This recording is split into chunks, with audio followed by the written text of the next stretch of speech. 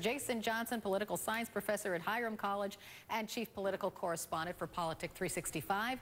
Ross Douthat, conservative New York Times columnist and CNN contributor, and Amy Kremer, chairwoman of the Tea Party Express. Thanks to all of you for being with us today.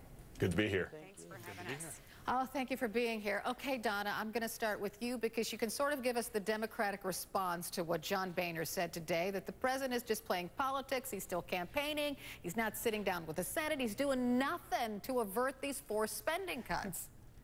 Well, first of all, Mr. Boehner is just coming back from recess. He took a vacation. And right now, on the day the sequester is supposed to happen, on March 1st, Mr. Boehner is going to allow the Congress, the House, to go back home. So before he begins to spot off and use the but word, perhaps the House Republicans need to sit down with the House Democrats and ham out a balanced plan that the Senate can take up and pass. Now, the Senate is going to take up a balanced plan. Balance means cuts as well as revenues. We cannot simply cut our way out of this problem. We've already done more than $2.5 trillion signed into law. It's time that we get serious about this problem, stop kicking it down the road, and come up with a plan that will grow the economy so that the American people can feel comfortable and confident that their lawmakers are doing everything to put people back to work. Well, here's the thing, Ross, like the Republicans say, you know, no more tax hikes. We've already been there. We've done that. We've given the president some of what he wanted. Stop. But the president, he's not exactly talking about major reforms to entitlement programs. So it's just the same old stuff.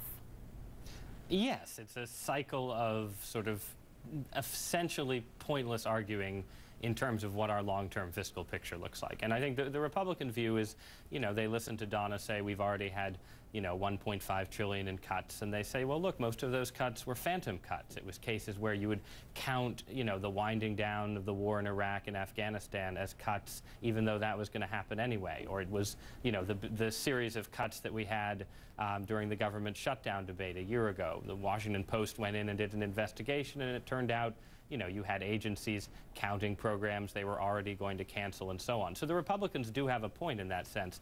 The problem is that the Republican strategy is basically they can't decide whether they want to take the sequester or not, and whether they take it or not, it doesn't actually get them to where they should want to go, which is, as you say, entitlement reform. So it's not a winning proposition for the Republicans, even though I think they're right that a lot of the cuts the Democrats have claimed to have made aren't that real. Well, if you belong to the Tea Party part of the Republican Party, Amy, and correct me if I'm wrong, Tea Party Republicans say go for the sequester. Just go for it.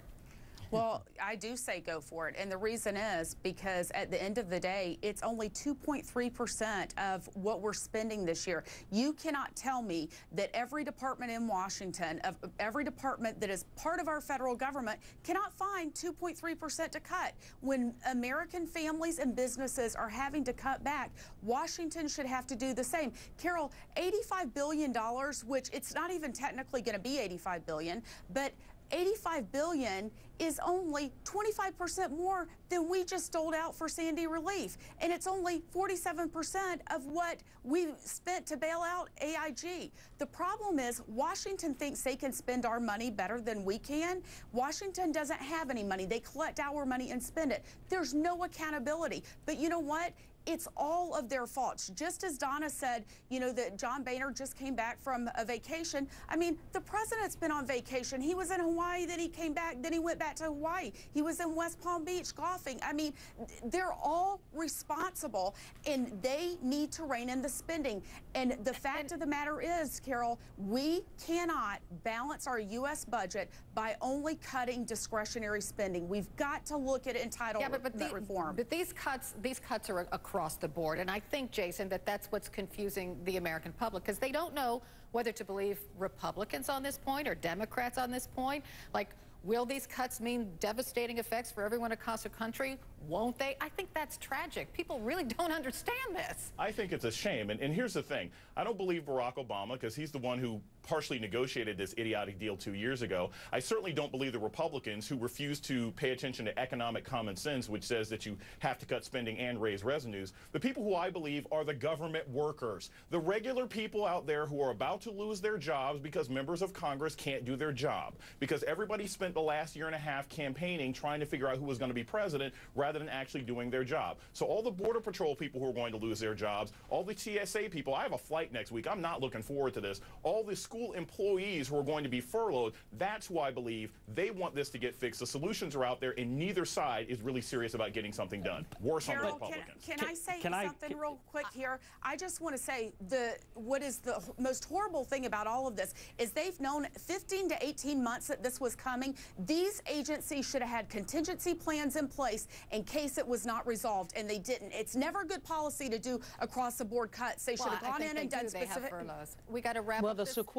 The sequester was supposed to bring both sides together for a grand bargain. As you know, the super committee failed to do its job. So it is true that both sides share some of the responsibility for fixing this problem, but you got to have one side of the table willing to negotiate and compromise. Harry Reid hasn't passed a budget in almost 4 years. It's coming up on 4 years. Could I just make a pitch for blaming the American people? Sure, go ahead, Ross. Button this up for us. Just to wrap up, I mean, the reason that we have these divisions in Washington, in part, is because the American people really, really, really want spending cuts right up until they see what the spending cuts actually are. And, you know, so it's not just that our politicians are letting us down, it's that they're sort of, you know, they're responsive to public opinion, and public opinion likes fiscal discipline more in theory than in practice. All right, we're going to button up this segment by, you know, blaming Americans. blaming Americans. No, we want to go to our Facebook page and our Twitter.